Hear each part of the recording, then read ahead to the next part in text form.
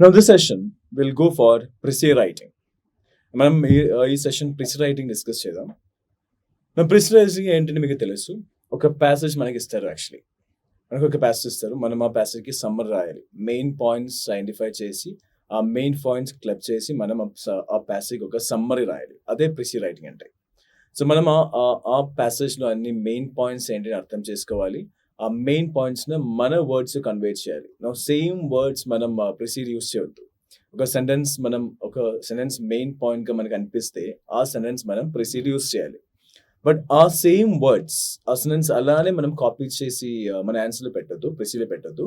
ఆ సెంటెన్స్ మనం అర్థం చేసుకొని సేమ్ మీనింగ్ మన వర్డ్స్లో మనం కన్వే చేయాలి. అదే ప్రిసి రైటింగ్ అంటే, right? Summary writing or main points identify చేసి మనం రైట్ చేసేది ప్రిసి రైటింగ్. చూడండి. Now,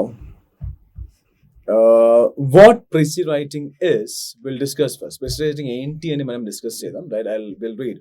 మనం ప్రిసి రైటింగ్ ఫాలో చేసినప్పుడు ఏం రూల్స్ ఫాలో చేయాలి, ప్రిసి రైటింగ్ అప్రోచ్ చేసినప్పుడు ఏ రూల్స్ మనం ఫాలో చేయాలి, అండ్ డూస్ ఏంటి, డోంట్స్ ఏంటి, మనం ఏం ఫాలో చేయాలి, మనం ఏం ఫాలో చేయొద్దు, మనం ఏం చేయాలి, మనం ఏం చేయొద్దు అని ఫస్ట్ మనం డిస్కస్ చేద్దాం. తర్వాత ఒక ఎగ్జాంపుల్కి వెళ్దాం, ఒక శాంపుల్ ప్రిసి. చూడండి. ప్రిసి writing is summarizing a comprehension in limited words, including all the important aspects and details of the given passage. అదే ప్రిసి రైటింగ్. సో ప్రిసి రైటింగ్ అంటే సమ్మరైజింగ్ ఎ కాంప్రిహెన్షన్. సో మనకు ఒక ప్యాసేజ్ ఇస్తారు, కాంప్రిహెన్షన్ ప్యాసేజ్ ఇస్తారు. మనం ఆ ప్యాసేజ్ అండర్స్టాండ్ చేసుకొని ఆ ప్యాసేజ్ సమ్మరీ మనం రాయాలి. అదే precis writing. In limited words, మనకి వర్డ్ లిమిట్ ఉన్నాయి కదా. So right in 100 words, 150 words like that, according to the question. మనకి ఎన్ని వర్డ్స్ రాయాలని క్వశ్చన్ మెన్షన్ చేస్తే అన్ని వర్డ్స్ మనం ఆ సమ్మరీ రాయాలి. ఆ కాంప్రిహెన్షన్ ప్యాసేజ్ సమ్మరీ రాయాలి. Including all the important aspects and details of the given passage. So ఆ ప్యాసేజ్లో అన్ని మెయిన్ పాయింట్స్, అన్ని ఇంపార్టెంట్ డీటెయిల్స్ మనం ఐడెంటిఫై చేయాలి.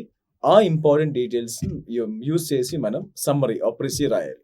సో ఆ ఇంపార్టెంట్ పాయింట్స్ నేను చెప్పాను మీకు ఆల్రెడీ. మనం సేమ్ సెంటెన్సెస్ అలానే ఒక సెంటెన్స్ అలానే కాపీ చేసి మన ప్రిసిలో పెట్టవద్దు. యాక్చువల్లీ ఒక సెంటెన్స్ మనం ఇంపార్టెంట్గా ఫీల్ అయితే, అది ఇంపార్టెంట్ సెంటెన్స్ మనకి ఫీల్ అయితే ఆ సెంటెన్స్ మీనింగ్ మనం అర్థం చేసుకోవాలి. ఆ మీనింగ్ మన వర్డ్స్లో రాయాలి. అదే ప్రిసి రైటింగ్ అంటారు, right?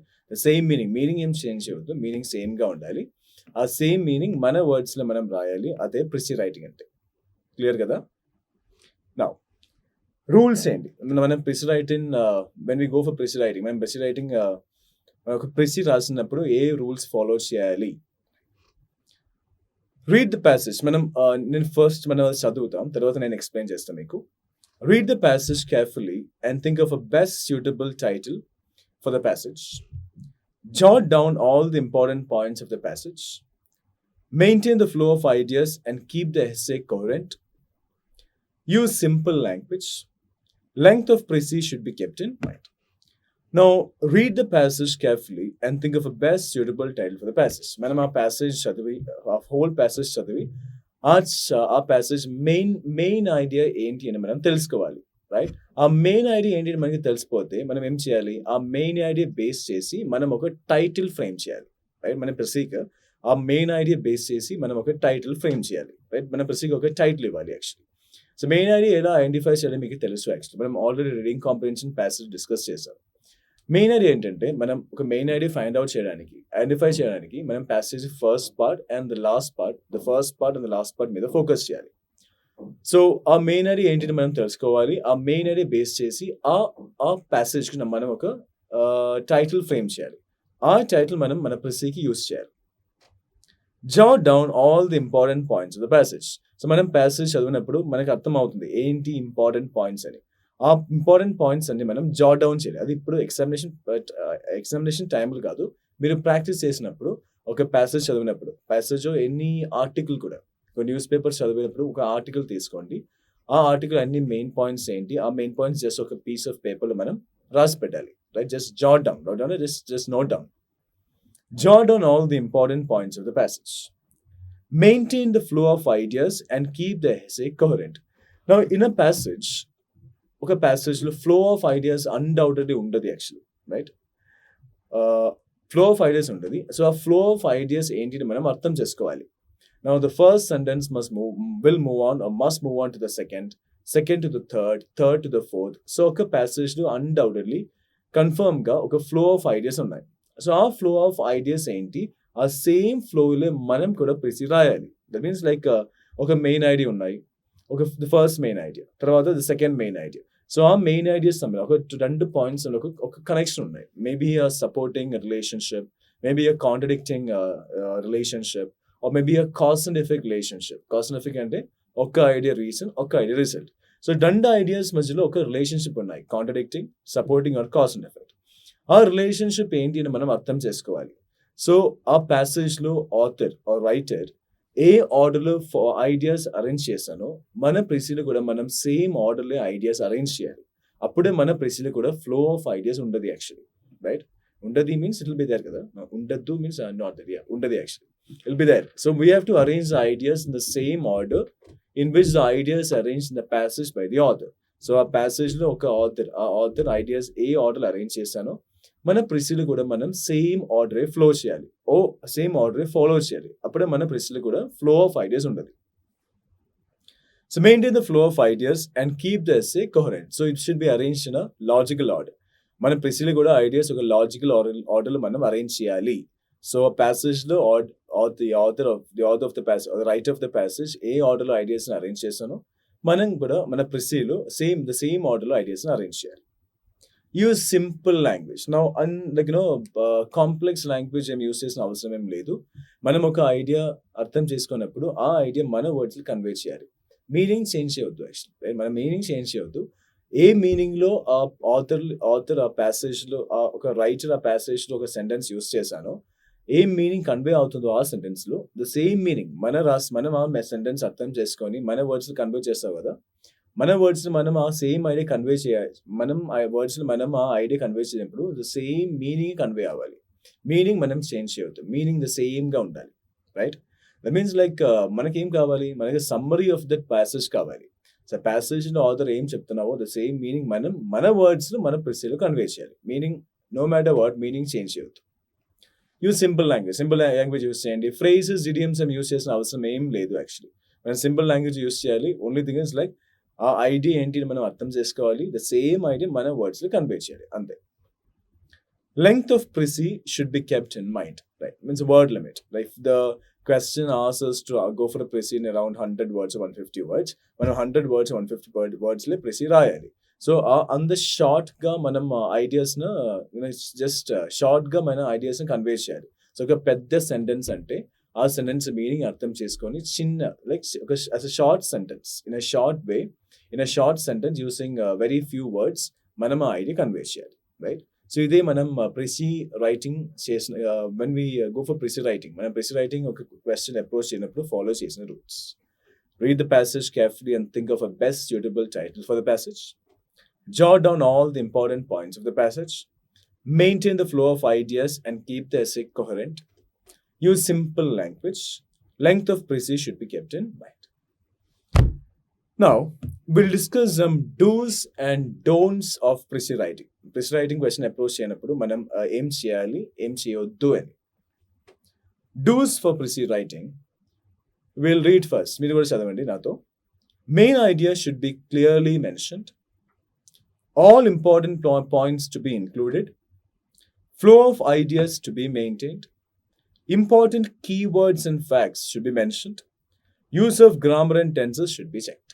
Now, main idea should be clearly mentioned. That means our passage main idea enti mana presilo kuda same idea mention cheyali manam, right? Compulsory ga.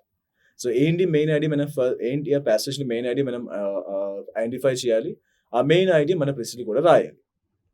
All important points to be included. ఒక passage చాలా important points ఉన్నాయి, right? చాలా main points ఉన్నాయి, చాలా important points ఉన్నాయి ఒక ప్యాసేజ్లో. ఆ important points ఏంటి అని మనం ఐడెంటిఫై చేయాలి. ఆ ఇంపార్టెంట్ పాయింట్స్ మన వేలు మనం ప్రెసీలో మెన్షన్ చేయాలి. Flow of ideas to be maintain. మనం ఆల్రెడీ డిస్కస్ చేశాం. ఏ ఆర్డర్లో ఆ రైటర్ ప్యాసేజ్లో ఐడియాస్ అరేంజ్ చేశాను, ద సేమ్ ఆర్డర్లో మనం ప్రెసీలో ఐడియాస్ అరేంజ్ చేయాలి. Means the flow of ideas, ప్యాసేజ్లో flow of ideas, the order in which ideas arrange. మన ప్రెస్లో కూడా same flow of ideas, same ఆర్డర్లో మనం ఐడియాస్ అరేంజ్ చేయాలి. Important keywords and facts should be mentioned. ఒక ప్యాసేజ్ చాలా ఫ్యాక్ట్స్ ఉన్నాయి, చాలా కీవర్డ్స్ ఉన్నాయి. ఒక ఫ్యాక్ట్ మెన్షన్ చేసిందంటే మనం ఆ ఫ్యాక్ట్ని ఇగ్నోర్ చేయొద్దు, రైట్? మన ప్రెస్లో కూడా ఆ ఫ్యాక్ట్ని మెన్షన్ చేయాలి ఇన్ అవర్ ఓన్ వర్డ్స్, మన వర్డ్స్ మెన్షన్ చేయాలి. ఏమైనా కీవర్డ్స్ ఆథర్ యూస్ చేస్తుందంటే ఆ కీవర్డ్స్ మనం కూడా మన ప్రెస్లో యూస్ చేయాలి. ఫ్యాక్ట్స్ ఏం ఇగ్నోర్ చేయొద్దు, ఫ్యాక్ట్స్కి ఇంపార్టెన్స్ ఇవ్వాలి, కీవర్డ్స్ కూడా ఇంపార్టెన్స్ ఇవ్వాలి. Use of grammar and tenses should B checked. మనం ఫ్రేమ్ చేయాల్సిన, నేను చెప్పాను, మీరు ఆ ప్యాసేజ్ ఒక సెంటెన్స్ని అలానే కాపీ చేసి ప్రెస్లో పెట్టొద్దు, రైట్? అలానే కాపీ చేసి ప్రెస్లో పెట్టొద్దు. ఒక సెంటెన్స్ తీసుకున్నప్పుడు మీరు ఆ సెంటెన్స్ అర్థం చేసుకోండి, రైట్? ఆ సెంటెన్స్ ఏం మీనింగ్ కన్వే చేస్తామని మీరు అర్థం చేసుకోండి. ఆ మీనింగ్ మన వర్డ్స్, మీ వర్డ్స్, యూఆర్ రైటింగ్, మీ వర్డ్స్లో మీరు కన్వే చేయాలి, సేమ్ ఐడియా కన్వే చేయాలి. సో ద సెంటెన్స్ మనం ఫ్రేమ్ చేసిన అన్ని సెంటెన్సెస్ గ్రామాటికలీ కరెక్ట్గా ఉండాలి. గ్రామాటికల్ మిస్టేక్స్ మీరు అవాయిడ్ చేయాలి. గ్రామాటికల్ మిస్టేక్స్ అవాయిడ్ చేయడానికి మీరు ఏం చేయాలంటే షార్ట్ సెంటెన్సెస్ ఫ్రేమ్ చేయాలి. మనం ఒక లాంగ్ సెంటెన్స్ ఫ్రేమ్ చేసినప్పుడు ఏమవుతుందంటే మనకు ఆ సెంటెన్స్ గ్రిప్ పోతుంది యాక్చువల్లీ, రైట్? మనం స్టార్ట్ చేసి మనం ఎండ్ చేసినప్పుడు చాలా మిస్టేక్స్ వస్తుంది ఆ సెంటెన్స్లో. సో మా గ్రామాటికల్ మిస్టేక్స్ అవాయిడ్ చేయడానికి బెస్ట్ ఏంటంటే, the best thing that we could do is framing short sentences. మనం షార్ట్ సెంటెన్సెస్ ఫ్రేమ్ చేయాలి. సో మనకు ఒక కన్ఫర్మేషన్ కూడా వస్తుంది, ఈ సెంటెన్స్ గ్రామాటికల్ మిస్టేక్స్ ఏం లేదు, నాకు ఏం ఐడియా కన్వే చేయాలని ఉంది, ఆ ఐడియా నేను కన్వే చేశాను. దాన్ని మనకు ఈ అన్ని థింగ్స్ మనకు ఒక కన్ఫర్మేషన్ వస్తుంది యాక్చువల్లీ. సో బెటర్ ఏంటంటే instead of going for long sentences మనం షార్ట్ సెంటెన్సెస్ ఫ్రేమ్ చేయాలి. Use of grammar and tenses should B checked. Tenses అంటే లైక్ మీకు తెలుసు, ఒక ప్యాసేజ్లో మనం పాస్ట్ ఈవెంట్స్ని కూడా చెప్పాలి, ప్రెసెంట్ ఈవెంట్స్ని కూడా చెప్పాలి, ఫ్యూచర్ ఈవెంట్స్ కూడా చెప్పాలి యాక్చువల్లీ. సో ఒక ప్యాసేజ్లో చాలా సెంటెన్సెస్ ప్రెసెంట్ టెన్స్లో ఉండొచ్చు, పాస్ట్ టెన్స్లో ఉండొచ్చు, ఫ్యూచర్ టెన్స్లో ఉండొచ్చు. సో ఒక ఐడియా, ఆ ప్యాసేజ్లో ఒక ఐడియా ప్రెసెంట్ టెన్స్లో ఆథర్ ఫ్రేమ్ చేసిందంటే, ఒక సెంటెన్స్, ఒక ఐడియా ఒక సెంటెన్స్ ఆ ఆథర్ ఆ రైటర్ ప్యాసేజ్లో ప్రెసెంట్ టెన్స్లో ఫ్రేమ్ చేసిందంటే, మన ప్రెస్లో కూడా ఆ సేమ్ ఐడియా ప్రెసెంట్ టెన్స్లో మనం ఫ్రేమ్ చేయాలి. ఆ సెంటెన్స్, ఆ ఐడియా గురించి చెప్పిన సెంటెన్స్ ప్రెసెంట్ టెన్స్లో ఉండాలి. సిమిలర్లీ ఒక ఐడియా పాస్ట్ టెన్స్లో ఉండి ఆ ఐడియా కన్వే చేయడానికి ఆథర్ ఒక సెంటెన్స్ పాస్ట్ టెన్స్లో ఫ్రేమ్ చేసిందంటే, మన ప్రెస్లో మనం ఫ్రేమ్ చేసిన సెంటెన్స్ కూడా పాస్ట్ టెన్స్లో ఉండాలి. ద సేమ్ వే ఫ్యూచర్ టెన్స్లో ఒక ఐడియా ఆ ప్యాసేజ్ ఉంటుంటే ఆ సెంటెన్స్ అన్డౌటెడ్లీ ఫ్యూచర్ టెన్స్లో ఉంటుంది. ఫ్యూచర్ యాక్షన్ గురించి ఒక మాట్లాడే సెంటెన్స్ ఫ్యూచర్ టెన్స్లో ఉంటుంది. సో మన ప్రెస్లో కూడా మనం ఆ ఐడియా అదొక మెయిన్ పాయింట్ అయితే మన ప్రెస్లో కూడా మనం ఫ్రేమ్ చేసిన సెంటెన్స్, ఆ ఐడియా కన్వే చేయడానికి మనం ఫ్రేమ్ చేసిన సెంటెన్స్ కూడా ఫ్యూచర్ టెన్స్లో ఉండాలి. సో గ్రామర్ మిస్టేక్స్ అవాయిడ్ చేయాలి మనం దెన్ టెన్సెస్ కూడా చెక్ చేయాలి. దట్ మీన్స్ లైక్ ఆథర్ ఏ టెన్స్లో ఒక సెంటెన్స్ ప్యాసేజ్లో ఫ్రేమ్ చేశాను, అదొక మెయిన్ పాయింట్ అయితే మనం ఆ మెయిన్ పాయింట్ మన ఎస్సేలో కన్వే చేసినప్పుడు, మన వర్డ్స్ కన్వే చేసినప్పుడు ఆ టెన్స్ కూడా సేమ్గా ఉండాలి, right? So these are the dos for precis writing. Main idea should be clearly mentioned. Main idea మనం క్లియర్గా మెన్షన్ చేయాలి. All important points be included. ఆ ప్యాసేజ్లో ఎన్ని మెయిన్ పాయింట్స్ ఎన్ని ఇంపార్టెంట్ పాయింట్స్ ఉన్నాయి, ఆ అన్ని ఇంపార్టెంట్ పాయింట్స్ మన ప్రెస్లో మన వర్డ్స్లో కన్వే చేయాలి, ఇంక్లూడ్ చేయాలి actually. Flow of ideas be maintained. ఏ ఆర్డర్లో ప్యాసేజ్లో రైటర్ ఐడియాస్ అరేంజ్ చేశాను, ఆ సీక్వెన్స్, సేమ్ సీక్వెన్స్ మన ప్రెస్లో ఫాలో చేయాలి, మెయింటైన్ చేయాలి. Important keywords and facts mention. నా ప్యాసేజ్ చాలా ఫ్యాక్ట్స్ ఉన్నాయి, ఆథర్ చాలా ఫ్యాక్ట్స్ మెన్షన్ చేస్తారు, చాలా కీవర్డ్స్ యూస్ చేస్తారు. అన్ని ఫ్యాక్ట్స్ మనం ఒక ఫ్యాక్ట్ ఇగ్నోర్ చేయొద్దు. అన్ని ఫ్యాక్ట్స్ నా ప్యాసేజ్ ఉన్న అన్ని ఫ్యాక్ట్స్ మన ప్రెస్లో ఉండాలి. ఏమైనా కీవర్డ్స్ యూస్ చేస్తే మనం కూడా మన ప్రెస్లో కీవర్డ్స్ యూస్ చేయాలి. Use of grammar and tenses should be check. Grammar mistakes ఉండొద్దు, గ్రామర్ మిస్టేక్స్ కమిట్ చేయొద్దు, రైట్? గ్రామాటికల్ మిస్టేక్స్ కమిట్ చేయొద్దు. గ్రామర్తో మీకు అన్ని గ్రామర్ రూల్స్ తెలియాలి. టెన్సెస్ ఆల్సో మనం చెక్ చేయాలి. అక్కడ పాస్ట్ టెన్స్ అంటే ఇక్కడ కూడా పాస్ట్ టెన్స్, మన ప్రెస్లో కూడా పాస్ట్ టెన్స్. ప్యాసేజ్లో ప్రెసెంట్ టెన్స్ అంటే మన ప్రెస్లో కూడా ప్రెసెంట్ టెన్స్. ఫ్యూచర్ అంటే సేమ్, రైట్? ఇదే మనం ఒక ప్రెసిస్ రైటింగ్ క్వశ్చన్ అప్రోచ్ చేయనప్పుడు ఫాలో చేసిన rules are dos for precis writing. Now we'll go for the don'ts for precis writing. Means మనం ఏం చేయొద్దు, రైట్? ఒక ప్రెసిస్ రైటింగ్ క్వశ్చన్ అప్రోచ్ చేయనప్పుడు మనం ఏం చేయొద్దు, that is don't for precis writing. adding imaginary information, leaving out important information, lengthy PRECIS, superfluous vocabulary, avoid the usage of abbreviations. Now, adding imaginary information. Now, PRECIS ante we are going for the summary of the passage, the given passage actually. So summary ఏంటంటే మన imagination అక్కడ imaginary information ఏం మనం add చేయొద్దు. మనకి information మన imagination అక్కడ ఏం వాల్యూ లేదు యాక్చువల్లీ. ఆ ప్యాసేజ్లో ఆథర్, ఆ writer of the passage, the author of the passage ఏం చెప్పానో, ద రైటర్ ఏం చెప్పానో ప్యాసేజ్లో ఆ డీటెయిల్స్ మీద మనం ఫోకస్ చేయాలి. మన ఇమాజినేషన్ అక్కడ యూస్ చేయొద్దు, రైట్? మీన్స్ లైక్ మన ప్రెసీలో మెన్షన్ చేసిన ఒక్క డీటెయిల్ కూడా ఆ ప్యాసేజ్ బయట వెళ్ళొద్దు. Means not even a single piece of information that we mention a PRECIS should go beyond the passage, right? మన ఇమాజినేషన్ అక్కడ ఏం యూస్ చేయొద్దు. ఆ ప్యాసేజ్లో ఏ ఇన్ఫర్మేషన్ రైటర్ ప్రెసెంట్ చేస్తానో ఆ ఇన్ఫర్మేషనే మన ప్రెసీలో ఉండాలి. ఒక్క ఎక్స్ట్రా ఇన్ఫర్మేషన్ కూడా మనం యాడ్ చేయొద్దు. Leaving out important information. నా all the main points, all the important points మనం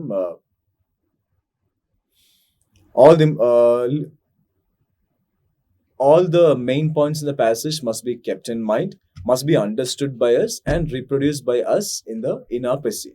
It's like okay, important information kuda manam leave cheyoddu. Lengthy PRECIS. Now lengthy ante chala long passage kind of thing. PRECIS ante enti summary writing, it will be very short. It's a big brief on a short one. It must be brief, it must be very precise, right? That means like a question any words lo మనం ప్రెసీ రాయాలి అని చెప్తున్నావో and ఆ వర్డ్స్లే, ఆ number of వర్డ్స్లే మనం ప్రెసీ రాయాలి. Means we should not exceed the word limit actually. మనం word limit exceed చేయవద్దు. ఆ వర్డ్ లిమిట్లో మన ప్రెసీ ఉండాలి. ఆ వర్డ్ లిమిట్లో మన ప్రెసీ ఉండాలి. సూపర్ఫ్లూయస్ వొకాబులరీ. సూపర్ఫ్లూయస్ అంటే ఏంటి?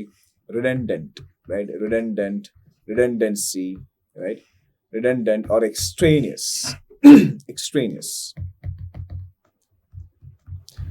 Now, in a sentence, there should not be more than one word conveying the same meaning. మీకు తెలుసు, ఒక సెంటెన్స్లో ఒక మీనింగ్ కన్వే చేసిన మోర్ దెన్ వన్ వర్డ్ ఉండొద్దు actually, right? More than one word, same meaning convey చేసిన more than one word ఉండొద్దు actually. So మనం సూపర్ఫ్లూయస్ vocabulary avoid చేయాలి యాక్చువల్లీ. నేను చెప్పాను మీకు, మీరు స్టాండర్డ్ వర్డ్స్ యూస్ చేసిన అవసరం లేదు. సింపుల్ లాంగ్వేజ్ చాలు. మీకు స్టాండర్డ్ వర్డ్స్ ఏమైనా యూస్ చేయని ఉంటే యూస్ చేయవచ్చు. బట్ మీకు ఆ వర్డ్ మీనింగ్ గురించి చాలా నాలెడ్జ్ ఉండాలి యాక్చువల్లీ. ఆ వర్డ్ ఆ కాంటెక్స్ట్ మ్యాచ్ అవుతుందా లేదని మీరు ఫస్ట్ థింక్ చేయాలి, రైట్? తర్వాత యూస్ చేయాలి. అది సింపుల్ లాంగ్వేజ్ యూస్ చేస్తే చాలు యాక్చువల్లీ. సూపర్ఫ్లూయస్ వొకాబులరీ మనం అవాయిడ్ చేయాలి. Means like same meaning convey చేసిన 2 or 3 వర్డ్స్ ఒక సెంటెన్స్ మనం రాయొద్దు యాక్చువల్లీ, రైట్? అదే సూపర్ఫ్లూయస్ వొకాబులరీ అంటారు. సూపర్ఫ్లూయస్ వొకాబులరీ మనం అవాయిడ్ చేయాలి. Avoid the usage of abbreviations. Short forms ఏం యూస్ చేయొద్దు. మనకు ఎస్సే ఆర్ లెటర్ రాసినప్పుడు కూడా షార్ట్ ఫార్మ్స్ యూస్ చేయొద్దు. Like don't, doesn't, all those things మనం యూస్ చేయొద్దు. మనం అబ్రివియేషన్స్ గురించి మనం ఎస్సేలో డిస్కస్ చేశాను. మీరు ఒక ఎస్సే రాసినప్పుడు మీకు అబ్రివియేషన్స్ కావాలంటే ఫస్ట్ మనం నౌన్ గురించి రాసినప్పుడు ఫుల్ ఫామ్ రాయాలి. తర్వాత బ్రాకెట్స్లో పక్కనే బ్రాకెట్స్లో షార్ట్ ఫామ్ రాయాలి, అబ్రివియేషన్. తర్వాత మనం నౌన్ గురించి మెన్షన్ చేసినప్పుడు ఫుల్ ఫామ్ మెన్షన్ చేసిన అవసరం ఏం లేదు, షార్ట్ ఫామ్స్ చాలు. ప్రెసీలో మనం అబ్రివియేషన్స్ అని అవాయిడ్ చేయాలి, రైట్? అబ్రివియేషన్స్ వద్దు, మనం ఫుల్ ఫామ్స్ యూస్ చేయాలి. సో ఇదే don'ts far ప్రెసీ writing. Adding imaginary information ఇది వద్దు. మనం especially what details are there in the passage, only those details must be there in the precis. Extra information మన ప్రెసీలో ఉండొద్దు. Leaving out important information. ఏం important information మనం leave చేయొద్దు actually, right? all the main points, important points, passage important points ఏంటి, important points మన ప్రెసీలో మనం include చేయాలి. Lengthy precis. Now identify before you start writing a precis. మీరు precis రాసిన ముందుకే లైక్ ఆ ప్రెసీ మనం ఎన్ని వర్డ్స్ రాయాలి అని లైక్ డిసైడ్ చేసి అట్లానే మనం సెంటెన్సెస్ ఫ్రేమ్ చేయాలి, like short sentences instead of going for long sentences. So మన ప్రెసీ ఆ వర్డ్ లిమిట్ ఎక్సీడ్ చేయొద్దు. Superfluous vocabulary, మనం redundancy avoid చేయాలి. That means like as I said, ఒక సెంటెన్స్ లో ఒక meaning the same meaning convey చేసిన more than one word ఉండదు. About the use of abbreviations ఏం యూస్ చేయొద్దు, మనం ఫుల్ ఫామ్స్ యూస్ చేయాలి. ఇది some don'ts for ప్రెసీ writing. So మనం రూల్స్ డిస్కస్ చేశాను, డూస్ డిస్కస్ చేశాను, డోంట్స్ కూడా డిస్కస్ చేశాను. క్లియర్ కదా? ఇప్పుడు మనం ఒక శాంపుల్ ప్రెసీకి వెళ్దాం. రైట్? an example. Now ఇక్కడ ఒక passage ఉంది, తర్వాత లైక్ ఒక ప్రిసీ కూడా ఉంది, రైట్? ఇదే precis actually. So we will act like evaluators, మనమే ఎగ్జామినర్స్ ఆర్ ఇవాల్యుయేటర్స్. మనం ఈ ప్రిసీ ఎలా ఉంది అని లైక్ ఇవాల్యుయేట్ చేద్దాం. We will judge this precis, right, based on all what we discuss. మనం రూల్స్ డిస్కస్ చేశాను, డూస్ అండ్ డోంట్స్ డిస్కస్ చేశాను. అదన్నీ బేస్ చేసి మనం ఎగ్జామినర్ రోల్ ప్లే చేసి, ఇవాల్యుయేటర్ రోల్ ప్లే చేసి మనం ఈ ప్రిసీని ఇవాల్యుయేట్ చేద్దాం, right? Means like whether it is good or not అని మనం ఇవాల్యుయేట్ చేద్దాం. ఫస్ట్ మనం ఈ ప్యాసేజ్ చదువుతాం. You may read along with me. మీరు నాతో ఈ ప్యాసేజ్ చదవండి. Most of our thinking takes little or no conscious effort.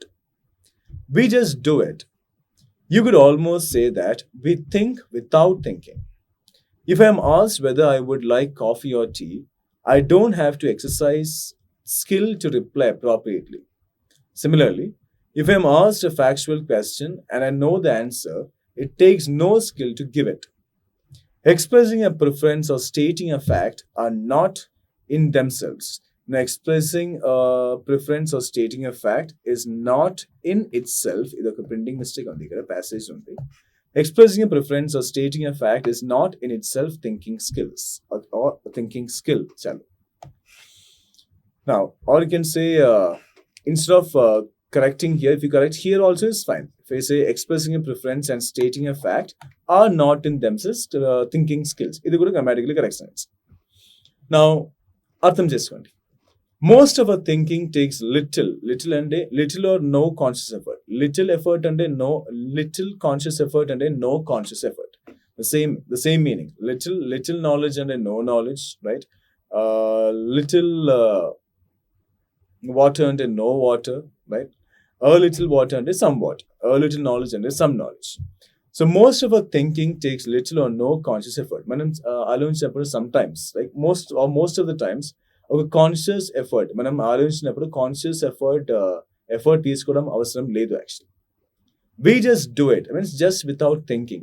Even ఒక కాన్షియస్ ఎఫర్ట్ తీసుకోలేదు, మనం జస్ట్ థింక్ చేస్తారు. You could almost say that we think without thinking. మనం think చేస్తారు. Thinking we think without thinking అంటే without any conscious effort to think, we just think. If I am asked whether I would like coffee or tea, I don't have to exercise skill to reply appropriately. So ఎవరైనా నాకు అడిగితే coffee కావాలా tea కావాలంటే నేను think చేయని అవసరం లేదు actually. I just reply. Think చేయని ముందుకు థింక్ చేసిన అవసరం అక్కడ లేదు యాక్చువల్లీ. ఒక కాన్షియస్ ఎఫర్ట్ తీసుకోని అవసరం అక్కడ లేదు యాక్చువల్లీ. నేను తొందరగా రిప్లై ఇస్తాను. టీ కావాలా, టీ కావాలి అని ఆర్ కాఫీ కావాలి, నేను తొందరగా రిప్లై ఇస్తాను. Similarly, the same way. Similarly, ఒక support indicator, right? I gave it in the lesson, support indicator. Similarly, the examples actually, right? ఎవరైనా నాకు కాఫీ కావాలా టీ కావాలని అడిగితే same question. If I'm asked a factual question and I know the answer, it takes no skill to give it. ఎవరైనా నాకు ఒక factual question అడిగితే, right, నాకు ఆన్సర్ కూడా తెలుసు, అప్పుడు నేను అక్కడ కాన్షియస్ ఎఫర్ట్ తీసుకొని థింక్ చేయడం అవసరం లేదు అక్కడ. మరి ఎక్కడ సన్ రైసెస్ అంటే I know the sun rises in the east అని, రైట్? సో అక్కడ ఒక కాన్షియస్ ఎఫర్ట్ తీసుకోవడం అవసరం లేదు యాక్చువల్లీ. వితౌట్ దట్ ఓన్లీ నేను రిప్లై ఇస్తారు. Who is the father of a nation? Like Gandhiji. It's a factual question. So here, that is a fact. Everyone knows that. Then honesty is the best policy, taken as a fact. Any questions. So, such questions మనం answer చేసినప్పుడు మనకు ఒక conscious effort తీసుకొని think చేయడం అవసరం లేదు actually. మన appropriate answer క్విక్గా ఇస్తారు actually. Expressing a preference and stating a fact. Expressing preference అంటే ఎగ్జాంపుల్ ఇది. ఎవరైనా మనకి కాఫీ కావాలా టీ కావాలా అని అడిగితే you prefer coffee to tea, you prefer coffee to tea అని. Like do you want coffee or tea? So I say I prefer coffee to tea అని వితౌట్ మచ్ థింకింగ్. సో ఒక preference express చేసినప్పుడు or ఒక fact ఆన్సర్గా ఇచ్చినప్పుడు or not in themselves thinking skills. మన thinking skills అని మనం చెప్పొద్దు యాక్చువల్లీ. అది మన థింకింగ్ స్కిల్స్ కాదు. ఒక ప్రిఫరెన్స్ చెప్పినప్పుడు మనం ఒక ఫ్యాక్చువల్ ఆన్సర్ ఇచ్చినప్పుడు అది మన థింకింగ్ స్కిల్స్కి ఏం సంబంధం లేదు. ఆ థింకింగ్ స్కిల్స్ కాదు అది. This distinction is often made by assigning some skills a higher order than others. Much work Much work has been done by psychologists, educationalists, philosophers, and others to classify and even rank different kinds of thinking. Most would agree that activities such as analysis, evaluation, problem solving, and decision making present a higher order of challenge than simply knowing or recalling or understanding facts. What distinguishes higher orders of thinking is that they apply knowledge and adapt it to different purposes. They require initiative and independence on the part of the thinker. Now, అర్థం చేసుకోండి.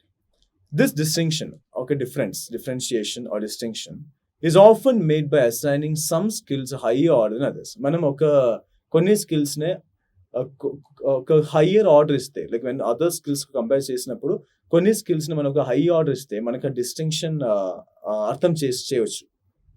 Much work has been done by psychologists, educationalists, philosophers, and others to classify and even rank different kinds of thinking. Now, చాలా research చేశాను.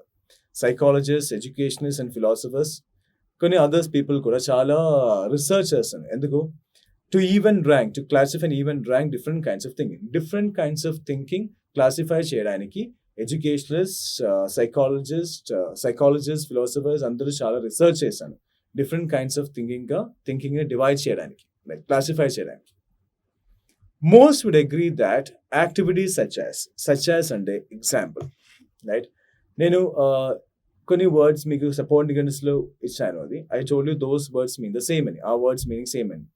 As an example, like, similarly, such as, for instance, as an illustration, likewise, ఈ words కి same meaning. Most would agree that activities such as analysis, evaluation, ఇదన్నీ examples. Activities such as analysis, evaluation, problem solving, and decision making present a higher order of challenge than simply knowing or recalling or understanding facts. మనకి ఇప్పుడు analysis చేయాలంటే, evaluation చేయాలంటే, ఒక problem solve చేయాలంటే, ఒక decision make చేయాలంటే, all these present higher order of challenge. ఇదన్నీ చాలా ఛాలెంజింగ్ టాస్క్ మనకి. లైక్ ఒక అనాలిసిస్ చేయాలంటే అది ఈజీ టాస్క్ కాదు, కొంచెం డిఫికల్ట్ టాస్క్ అది. ఏమైనా ఒక పర్సన్ని ఒక ఆబ్జెక్ట్ని ఒక ఆన్సర్ని ఇవాల్యుయేట్ చేయాలంటే అది ఈజీ టాస్క్ కాదు, అది కొంచెం డిఫికల్ట్ టాస్క్. దెన్ ఒక ప్రాబ్లమ్ సాల్వ్ చేయాలంటే ఈజీ టాస్కే కాదు, కొంచెం డిఫికల్ట్ టాస్క్ అది. Then ఒక decision make చేయాలంటే, decision making is not an easy task at all, is always a difficult task. ఇదన్నీ చాలా difficult task, and all these making and decision making present a higher order of challenge than simply knowing or recalling or understanding facts. ఒక factual question answer చేయడం అంత difficult task ఏం కాదు, అది చాలా easy task. ఒక ఫ్యాక్ట్ చెప్పడానికి, ఒక ఫ్యాక్చువల్ ఆన్సర్ ఇవ్వడానికి అది పెద్ద టాస్క్ ఏం కాదు, పెద్ద టాస్క్ ఏం కాదు, చాలా ఈజీ టాస్క్ అది.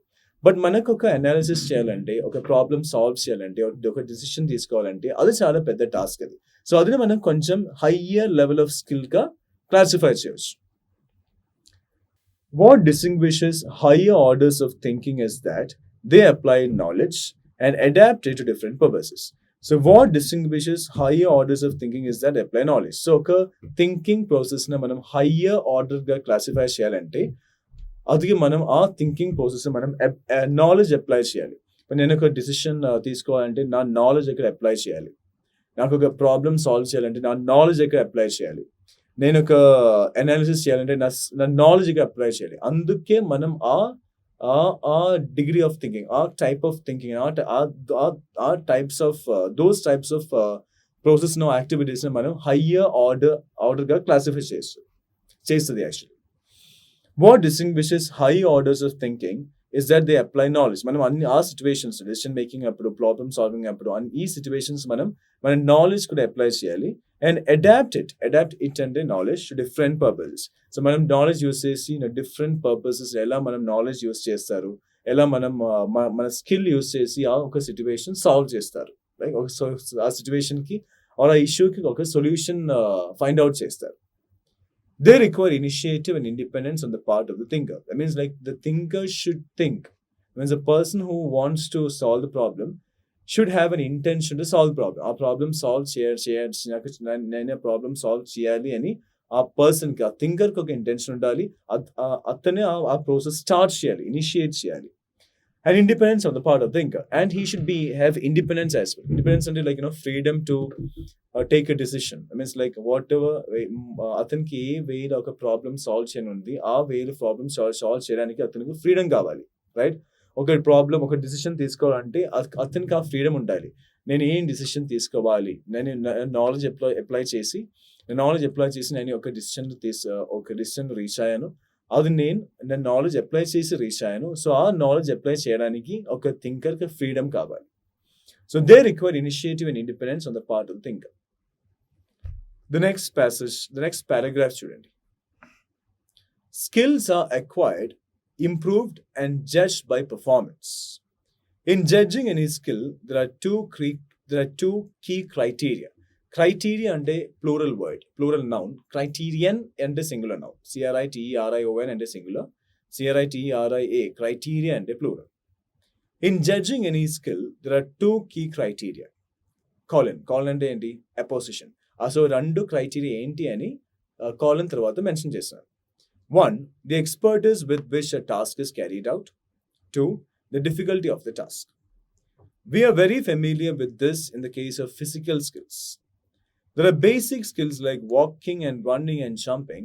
There are advanced skills like gymnastics or woodwork or piano playing. It doesn't make much sense to talk about jumping well, unless you mean jumping a significant distance or clearing a high jump or long jump, or somersaulting in mid-air and landing on your feet. There has to be a degree of challenge in the task. But even when the challenge is met, there is still more to be said about the quality of the performance. A performance baagunda leda. One gymnast may look clumsy and untidy. Another perfectly controlled and balanced. Both have performed the somersault, but one has done it better than the other, with more effort and skill. చూడండి, అర్థం చేసుకోండి. Skills are acquired, improved and judged by performance, right? Skills మనం acquire చేస్తారు, మనమే improve చేస్తారు. And మన స్కిల్స్ని others ఎలా జడ్జ్ చేస్తారు? మన పర్ఫార్మెన్స్ని బేస్ చేసి మన స్కిల్స్ని జడ్జ్ చేస్తారు. If I say I'm talented in dancing. I'm talented at dancing. I can dance well. So if I say I can dance well, సరిపోదు. యాక్చువల్లీ అందరికీ తెలియాలి నాకు మంచిగా డాన్స్ చేయడం తెలుసు అని అందరికీ తెలియాలి. Like others should know that, right? So నేను ఎలా ప్రూవ్ చేస్తా? నా పర్ఫార్మెన్స్తో నేను అది ప్రూవ్ చేస్తా. Means with the help of my performance, with my performance I can prove that. By my performance I can prove that నేను ఒక మంచి డాన్సర్ అని. సో మన స్కిల్స్ని అదర్స్ ఎలా జడ్జ్ చేస్తారు? మన పర్ఫార్మెన్స్ని బేస్ చేసి మన స్కిల్స్ని జడ్జ్ చేస్తారు. సో స్కిల్స్ మనం ఎక్వైర్ చేస్తారు, మనం ఇంప్రూవ్ చేస్తారు, అండ్ మన స్కిల్స్ని పర్ఫార్మెన్స్తో అందరూ జడ్జ్ చేస్తారు. In judging any skill there are two key criteria. So ఒక స్కిల్ని మనం జడ్జ్ చేసినప్పుడు 2 క్రైటీరియా మనం గుర్తుపెట్టాలి. ఆ 2 క్రైటీరియా బేస్ చేసి మనం ఒక స్కిల్ని జడ్జ్ చేస్తారు. ఆ 2 క్రైటీరియా ఏంటని చూడండి. The expertise with which a task is carried out. like ఎంత experience a person, and that the perfection with which a task is carried out. But మనకు ఒక టాస్క్ నాతో ఎవరో నా ఫ్రెండ్ చెప్పాను, ఆర్ ఎనీవన్ చెప్పాను, లైక్ డూ దిస్ టాస్క్ అని. So నేను ఆ టాస్క్ ఎంత పర్ఫెక్షన్తో చేస్తారు అదనే బేస్ చేసి నా స్కిల్ని అతను లైక్ అదర్స్ జడ్జ్ చేశారు. సెకండ్ వన్ ఏంటంటే the difficulty of the task. Means how difficult the task, ఆ టాస్క్ ఎంత డిఫికల్ట్గా, అది ఒక ఈజీ టాస్క్ డిఫికల్ట్ టాస్క్ అని. ఇప్పుడు నేను ఒక ఈజీ టాస్క్ చాలా పర్ఫెక్ట్గా చేస్తే నాకు అంత అప్రిసియేషన్ ఎవరి నుంచి రావట్లేదు. రీజన్ ఏంటి?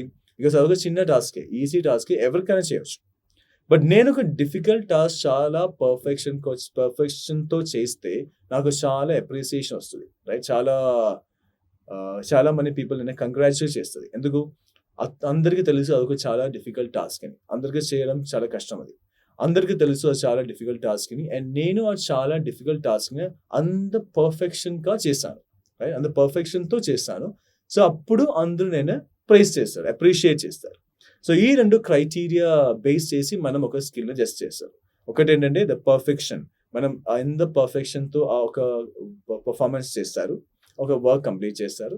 సెకండ్ వన్ ఏంటంటే the difficult of the task. How difficult the task is. ఎంత డిఫికల్ట్ టాస్క్ అది. సో ఈ 2 క్రైటీరియా బేస్ చేసి మనం ఒక స్కిల్ అనేది జడ్జ్ చేశారు. We are very familiar with this in the case of physical skills. మీకు తెలుసు ఫిజికల్ స్కిల్స్ అంటే. ఫిజికల్ స్కిల్స్ అంటే అంత పెద్ద అంత ఈజీ టాస్క్ ఏం కాదు. Because some people have stamina, some people don't have stamina. So physical skills ఏంటంటే జస్ట్ జంపింగ్, వాకింగ్, రన్నింగ్ ఏం కాదు అది, right? There are basic skills. అదొక స్కిల్లే. వాకింగ్ అంటే just walking is not a skill actually. Just jumping is not a skill actually. Just running is not a skill actually. There are basic skills like walking and running and jumping. మీరు ఒకసారి jump చేస్తే మీరు ఎవరు appreciate చేయలేదు. మీరు just walk చేస్తే ఎవరు appreciate చేయలేదు. మీరు జస్ట్ రన్ చేస్తే ఎక్కడి నుంచి ఇక్కడికి రన్ చేస్తే మీరు ఎవరు అప్రిషియేట్ చేయలేదు. But there are advance skills like gymnastics or wood work or piano playing. Gymnastics ఒక అడ్వాన్స్ స్కిల్ అది ఫిజికల్. దెన్ వుడ్ వర్క్ ఒక అడ్వాన్స్ స్కిల్ అది ఫిజికల్. Piano playing ఒక advanced skill అది physical, right? It doesn't make much sense to talk about jumping well unless you mean jumping a significant distance or clearing a high bar or somersaulting mid-air. Just wait. ఇప్పుడు నేను already చెప్పాను మీకు, మీరు just jump చేస్తే మీరు ఎవరు appreciate చేయరు. But మీరు ఒక long distance, significant distance or long distance jump చేస్తే, ఆర్ మీరు ఒక హై బార్ క్లియర్ చేస్తే, హై జంప్ చేస్తే, ఆర్ మీరు సమ్మర్సాల్ట్ చేస్తే, right? Guys, somersaulting, doing somersault. Or మీరు మిడ్ ఎయిర్లో ఒక సమ్మర్సాల్ట్ చేసి మీ ఫీట్ మీద ల్యాండ్ చేస్తే మిమ్మల్ని అందరూ అప్రిషియేట్ చేస్తారు. ఎందుకు?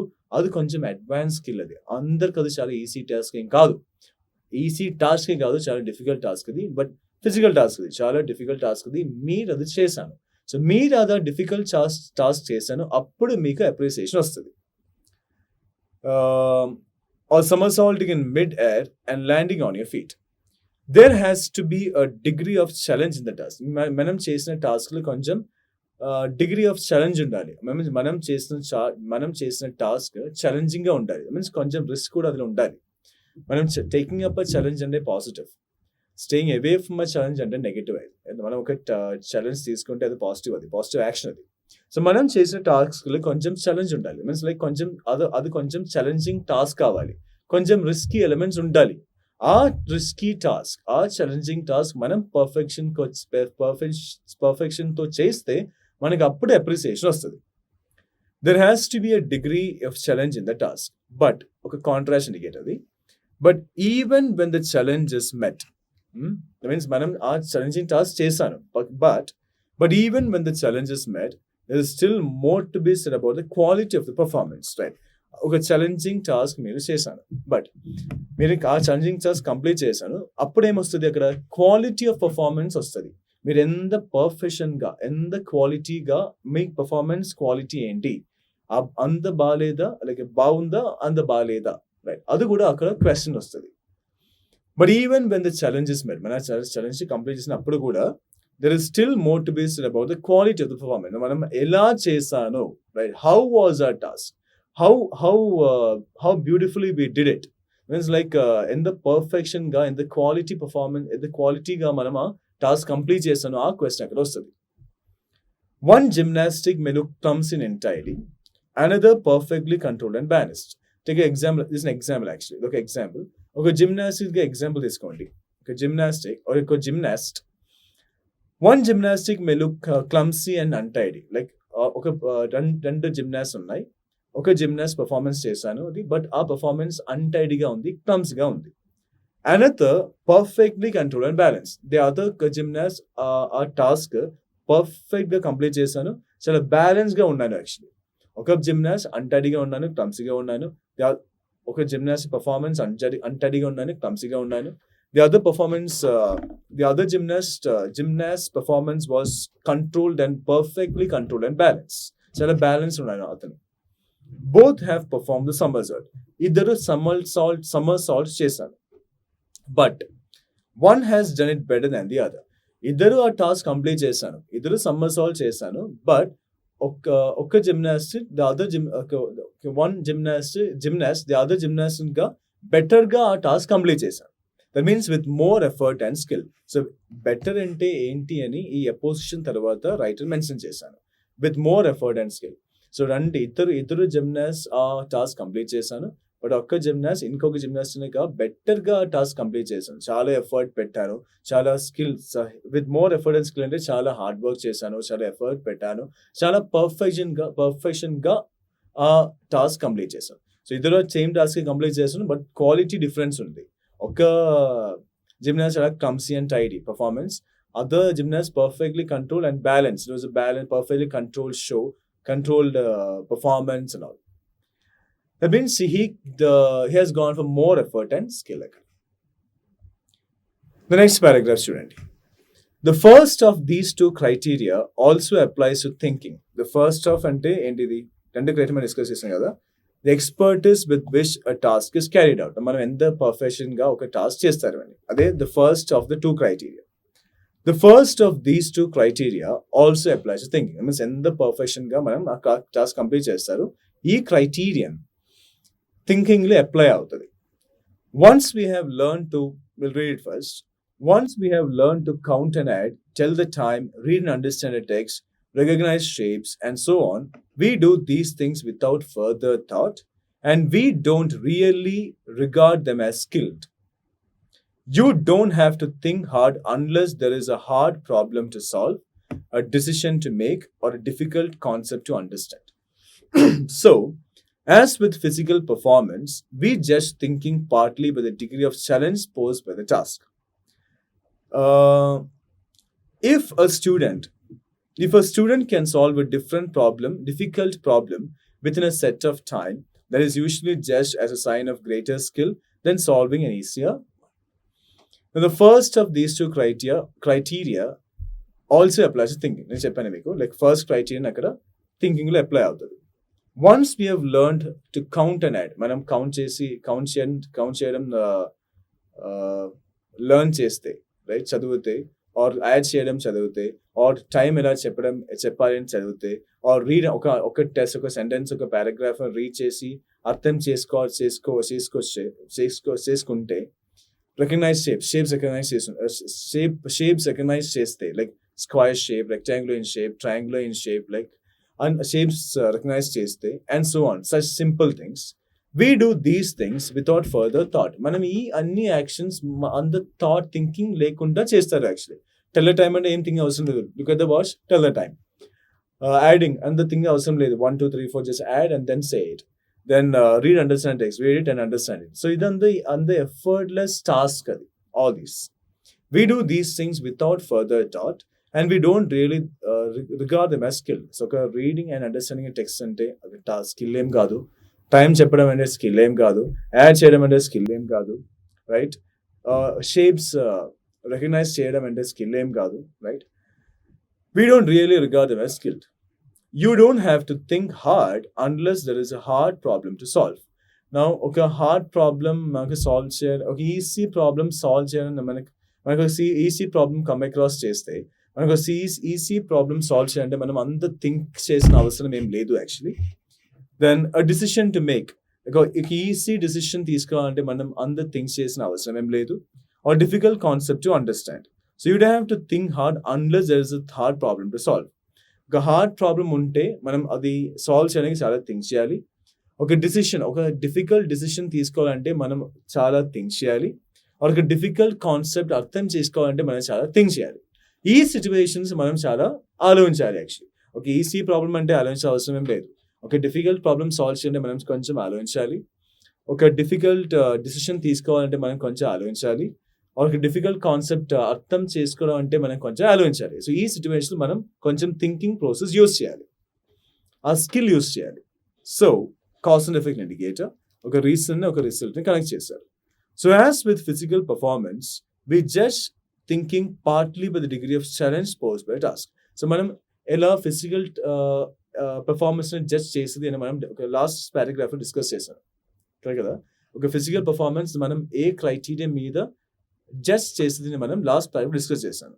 Now here, so as with physical performance, we just thinking partly by the degree of challenge posed by task. ఎంత పెద్ద టాస్క్ మీద మనం ఎంత డిఫికల్ట్ టాపిక్ గురించి మనం థింక్ చేయాలి, ఆ డిఫికల్టీ లెవెల్ బేస్ చేసి మనం థింకింగ్ ప్రాసెస్ ని జడ్జ్ చేస్తారు, right? That means like how difficult the thing is, how difficult the problem to solve is, how difficult the decision to make is, how difficult the concept to understand is. ఎంత difficult ఆ concept, ఎంత difficult ఆ task, ఎంత difficult decision తీసుకోవడం, ఎంత difficult or the decision. So all these depending on the difficulty level మనం ఒక thinking process ని జడ్జ్ చేస్తారు.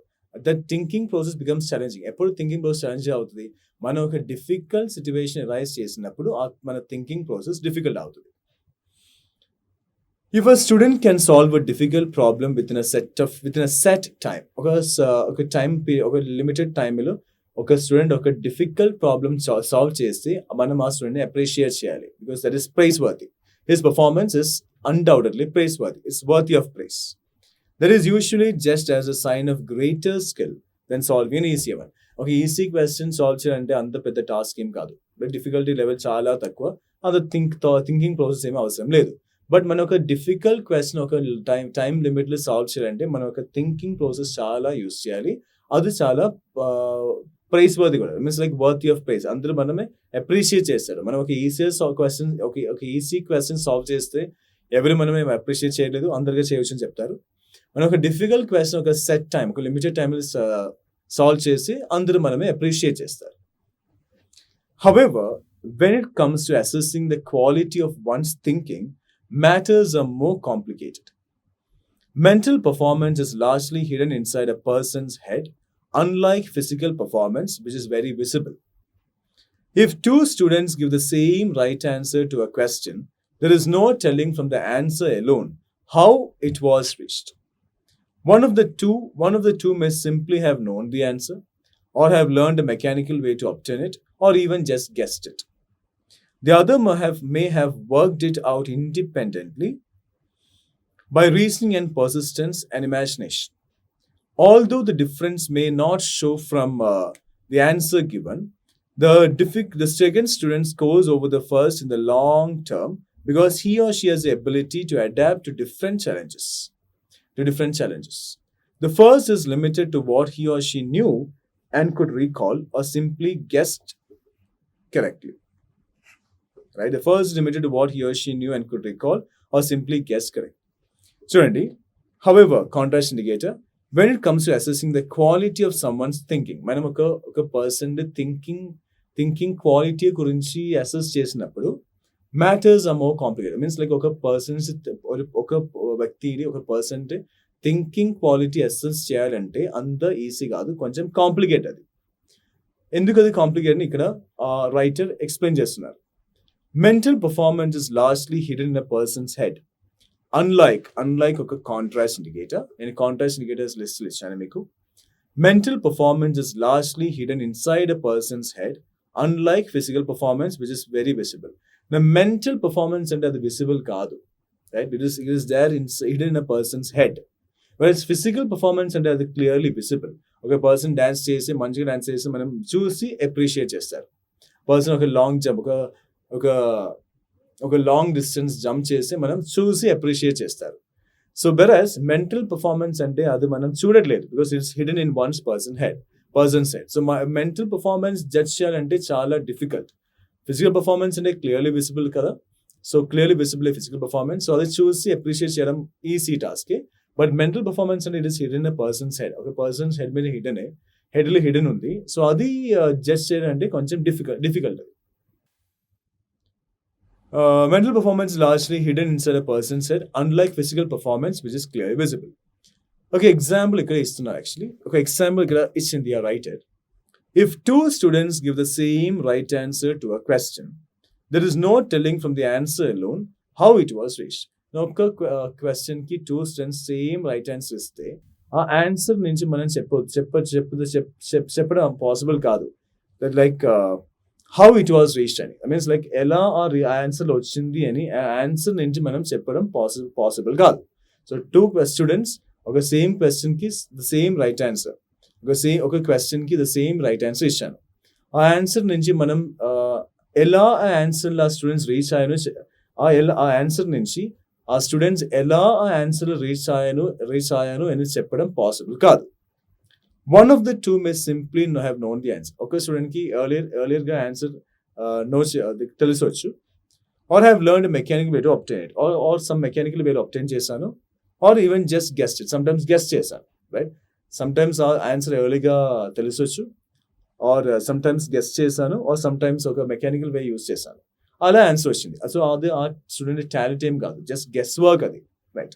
Then the author may have worked it out independently by reasoning and persistence. Persistence ఏంటి? Continuing without surrendering. Right? Moving forward without giving up or surrendering is persisting. The other may have worked it out independently by reasoning and persistence in imagination. So the second person ఎలా ఏం చేస్తున్నావు, చాలా hard work చేశాను, చాలా question గురించి చాలా ఆలోచించాను, give up చేయలేదు, చాలా times I cannot get the answer అనిపించా కూడా అది గివ్ అప్ చేయలేదు, చాలా టైమ్స్ ట్రై చేశాను, ఆ ఆన్సర్లో వచ్చింది.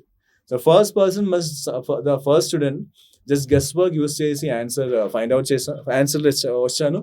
ఆర్ సమ్‌టైమ్స్ అతనికి ఆ ఆన్సర్ ఎర్లీగా తెలుసు. సెకండ్ పర్సన్ ఏం చేశాను, చాలా హార్డ్ వర్క్ చేశాను, చాలా ఎఫర్ట్స్ అది మీద పెట్టాను, ఆ క్వశ్చన్ మీద పెట్టాను, చాలా టైమ్స్ ఆలోచించి ఆ కరెక్ట్ ఆన్సర్లో వచ్చాను. సో ఎవరు ఇక్కడ ప్రైస్ వర్తి? సెకండ్ స్టూడెంట్ మనం ప్రైస్ చేయాలా, ఫస్ట్ స్టూడెంట్ మనం ప్రైస్ చేయాలా? ద సెకండ్ స్టూడెంట్ మనం ప్రైస్ చేయాలి. రైట్? బికాస్ అతనే చాలా హార్డ్ వర్క్ తీసుకొని ఎఫర్ట్స్ తీసుకొని అది ఆ ఆన్సర్ ఫైండ్ అవుట్ చేశాను. Now although the difference may not show from the answer given. So our answer నుంచి మనం చెప్పట్లేదు. Although it's a contrast indicate, right? Although contrast indicate. So answer నుంచి మనం చెప్పట్లేదు అది ఏ స్టూడెంట్ బెటర్ అని. First student better, second student better అని answer నుంచి మనకి చెప్పట్లేదు. చెప్పడం పాసిబుల్ కాదు. బికాస్ సేమ్ ఆన్సర్ కదా, correct answer. Although the difference may not show from the answer given, the second student scores over the first in the long term, right? So in the long term లో ఎవరి benefit అవుతుంది? The first student, guess చేసిన student benefit అవుతుందా, ఆ hard work and efforts ఆ question మీద question మీద పెట్టిన స్టూడెంట్ బెనిఫిట్ అవుతా? ద సెకండ్ స్టూడెంట్, చాలా హార్డ్ వర్క్ చేసిన స్టూడెంట్, చాలా ఎఫర్ట్స్ క్వశ్చన్ మీద పెట్టిన స్టూడెంట్ బెనిఫిట్ అవుతుంది. బికాస్ లాంగ్ రన్లో ఫస్ట్ స్టూడెంట్ గెస్ వర్క్ చేస్తారు, బట్ సెకండ్ టైం ఆ గెస్ వర్క్ కరెక్ట్ అవుతా లేదని మనకి తెలియదు, గ్యారంటీ ఏం లేదు యాక్చువల్లీ. బట్ సెకండ్ స్టూడెంట్ కేసులో మనకి గ్యారంటీ ఉంది. అతను చాలా హార్డ్ వర్క్ చేస్తారు, చాలా ఎఫర్ట్స్ పెడతారు, సో అతను సక్సెస్ఫుల్ అవుతుంది, ఆ మ్యాటర్లో మనకి గ్యారంటీ ఉంది. The second student scores over the first in the long term because in the cause-of indicator, నేను చెప్పాను, మన ఒక ప్యాసేజ్ మనకి చాలా ఐడియాస్ కనెక్ట్ చేయాలి, రైట్? చాలా ఐడియాస్ ప్రెసెంట్ చేయాలి. ఐడియాస్ మధ్యలో ఒక కాంట్రడిక్టింగ్ రిలేషన్షిప్ ఉంటుంది, ఒక సపోర్టింగ్ రిలేషన్షిప్ ఉంటుంది, ఆర్ ఒక cause and effect relationship, reason relationship ఉంటుంది. సో ఆ రిలేషన్షిప్, ఆ ఐడియాస్ మధ్యలో రిలేషన్షిప్ ఏంటి అని మనం ఆ రీడర్కి క్లియర్గా చెప్పడానికి మనం ఖచ్చితంగా ఇండికేటర్స్ యూస్ చేయాలి, right? Contrast, support and cause and effect. Now the second student scores over the first in the long term because, so ఎందుకు సెకండ్ స్టూడెంట్ చాలా బెనిఫిట్ అవుతుంది లాంగ్ రన్ అంటే, he or she has the ability to adapt to different challenges. So different challenges మన లైఫ్లో వస్తుంది. ఆ different ఛాలెంజెస్ని ఎలా face చేయాలి, ఆ ఎబిలిటీ ఆ సెకండ్ స్టూడెంట్కి ఉన్నాయి, ఆ సెకండ్ స్టూడెంట్కి ఉంది. So second student in the long run successful అవుతుంది అండ్ ఈ విషయంలో మనకి చాలా కన్ఫర్మేషన్ ఉంది. బట్ ఫస్ట్ స్టూడెంట్ కేసు మనకి ఏం కన్ఫర్మేషన్ లేదు. The first is limited to what he or she knew. అతనికి ఆల్రెడీ తెలుసు ఆన్సర్, అతను జస్ట్ గెస్ వర్క్ చేశాను, అందుకే ఆ కరెక్ట్ ఆన్సర్ వచ్చింది. And could recall or simply guess correctly. అతను చాలా సమ్టైమ్స్ జస్ట్ గెస్ వర్క్ చేశాను, సమ్టైమ్స్ ఆన్సర్ ఎర్లీగా తెలుసు, సమ్టైమ్స్ ఇంకా ఇక్కడ నుంచి ఆన్సర్ రీకాల్ చేస్తాను, రికలెక్ట్ చేస్తాను, అందుకే అతనికి కరెక్ట్ ఆన్సర్ ఉంది. సో అతను లాంగ్ టర్మ్ అతను సక్సెస్ఫుల్ అవుతుందా లేదని మనకు గ్యారంటీ ఏం లేదు. సక్సెస్ అవుతుంది అని మనకు గ్యారంటీ ఏం లేదు. సెకండ్ స్టూడెంట్ చాలా హార్డ్ వర్క్ చేశాను, ఎఫర్ట్స్ తీసుకున్నాను, సో అతను ఖచ్చితంగా సక్సెస్ఫుల్ అవుతుంది, ఆ మ్యాటర్లో మనకు గ్యారంటీ ఉంది. క్లియర్? సో మీకు అన్నీ తెలుసు కదా, అర్థమైంది కదా. హోల్ ప్యాసేజ్ థింకింగ్ స్కిల్స్ గురించి చెప్తున్నారు, ఫిజికల్ స్కిల్స్ గురించి మెన్షన్ ఉంది, చాలా ఎగ్జాంపుల్స్ కూడా ఈ ప్యాసేజ్లో ఉన్నాయి. సో ఈ అన్ని ఒక్క మెయిన్ పాయింట్ కూడా మనం ఇప్పుడు చదివిన ఒక మెయిన్ పాయింట్ కూడా మనం లీవ్ చేయవద్దు. First and most important thing అంటే థింకింగ్ స్కిల్స్.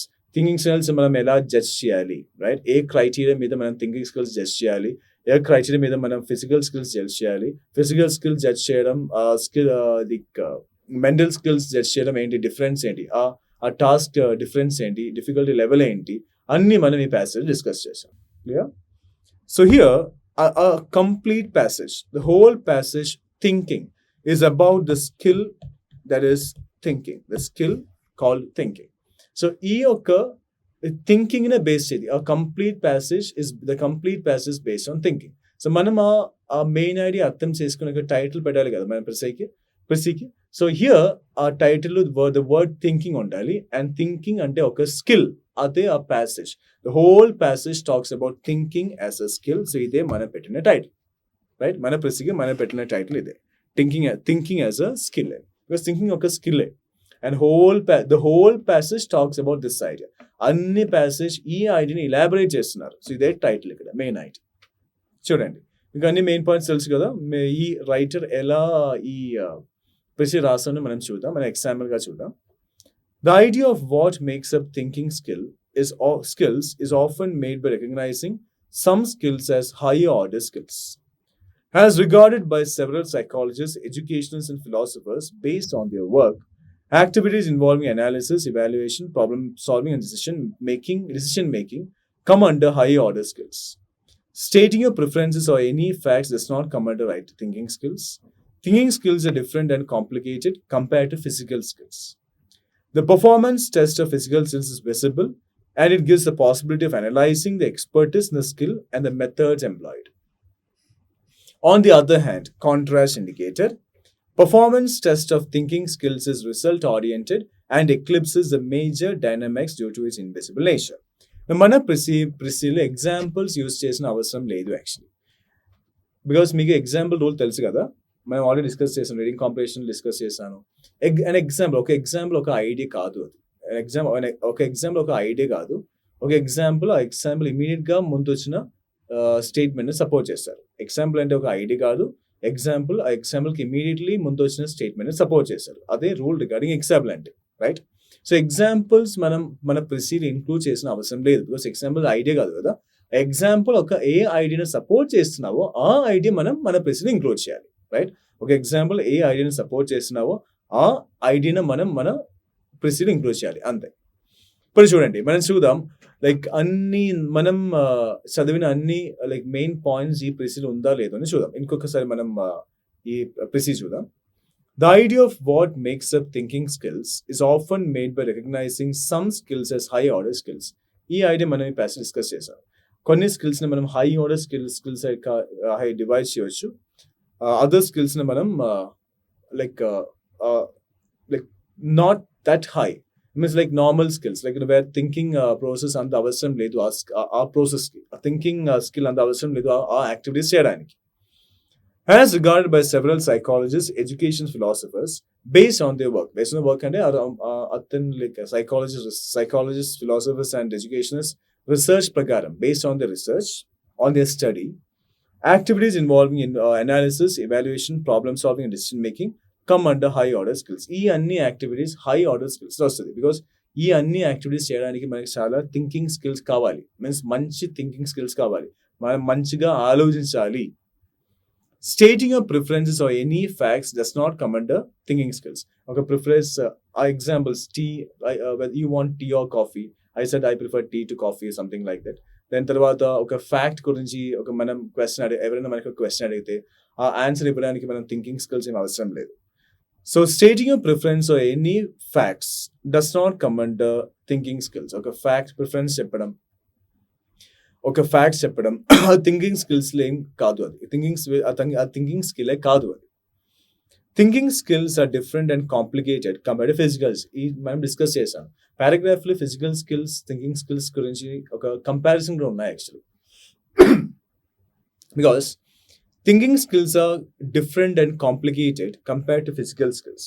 ఫిజికల్ స్కిల్స్ అంటే మనం ఈజీగా వ్యూ చేసి మనం అది జడ్జ్ చేయవచ్చు. But physical skill, thinking skill, mental skill or thinking skill just చేయడం and the easy task ఏం కాదు, because it's hidden in a head.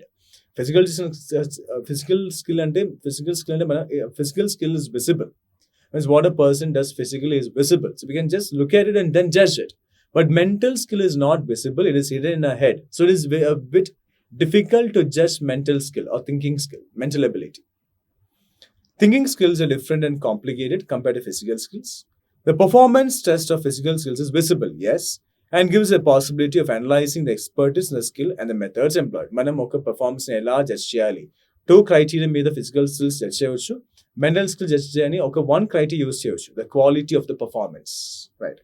Then, on the other hand, performance test of thinking skills is result oriented, right? Because like ఎలా ఆ answer వచ్చింది, మనం example 2 students example మనం discuss చేస్తున్నాం కదా, 2 స్టూడెంట్కి సేమ్ ఆన్సర్ వచ్చింది, కరెక్ట్ ఆన్సర్. బట్ ఆ క్వశ్చన్ ఆ ఆన్సర్ బేస్ చేసి మనం డిసైడ్ చేయలేదు. ఎవ్రీ బెటర్ స్టూడెంట్ మనం డిసైడ్ చేయలేదు. Which way did they get the answer?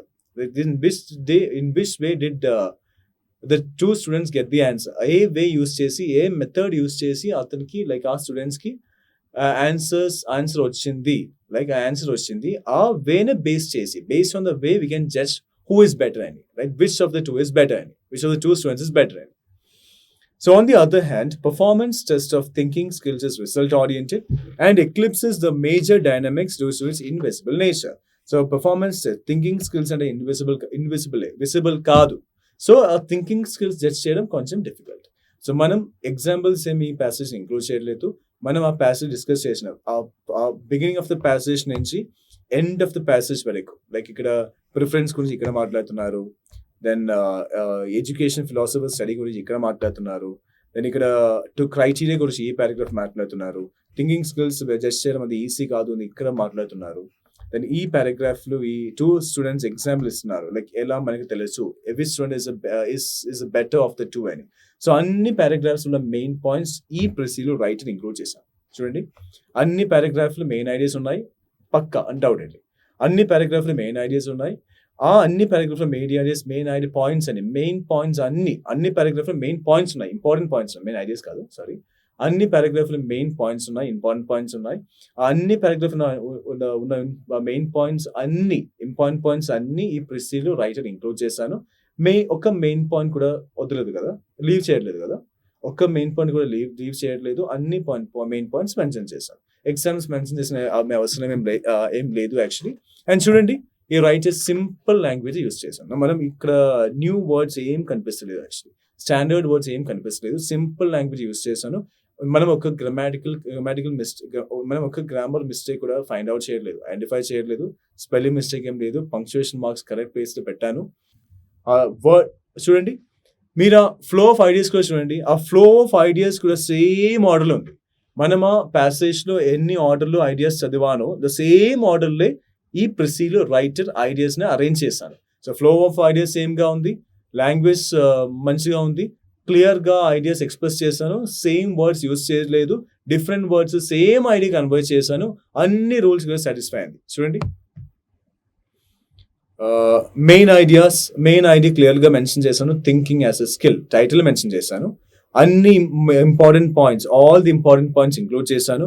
Flow of ideas సేమ్గా ఉంది, ద ఆర్డర్ ఏ ఆర్డర్లో రైటర్ ఆ ప్యాసేజ్లో ఐడియాస్ని అరేంజ్ చేశాను, సేమ్ ఆర్డర్లో మన రైటర్ ప్రెసీలో ఐడియాస్ని అరేంజ్ చేస్తాను. ఇంపార్టెంట్ కీవర్డ్స్ అండ్ ఫ్యాక్ట్స్ ఏం మిస్ అవ్వట్లేదు, అన్ని మెన్షన్ చేసింది. గ్రామటికల్ మిస్టేక్ ఏం కాదు, టెన్స్ కూడా కరెక్ట్గా ఉంది. దెన్ రూల్స్ చూడండి, ఓకే, రూల్స్ లేవు. All the dos of precis writing are satisfied here. ఇది ఒక మంచి ప్రెసీ, రైట్, ఏం మిస్టేక్స్ లేదు, అన్ని మెయిన్ పాయింట్స్ ఇది ఇంక్లూడ్ చేశాను. ఫ్లో ఆఫ్ ఐడియాస్ సేమ్గా ఉంది, గ్రామటికల్ మిస్టేక్స్ ఏం లేదు, అన్ని రూల్స్ ఫాలో చేశాను, ఏం మిస్టేక్స్ లేదు. This is very good ప్రెసీ, right. మనం ఇలా ప్రెసీ రాయాలి, క్లియర్ కదా. సమ్మరీ రైటింగ్ అంతే, right, just writing the summary is called ప్రెసీ, right. ప్రెసీ writing same time, doubt ఏం కాదు కదా, ఏం లేదు కదా. Thank you.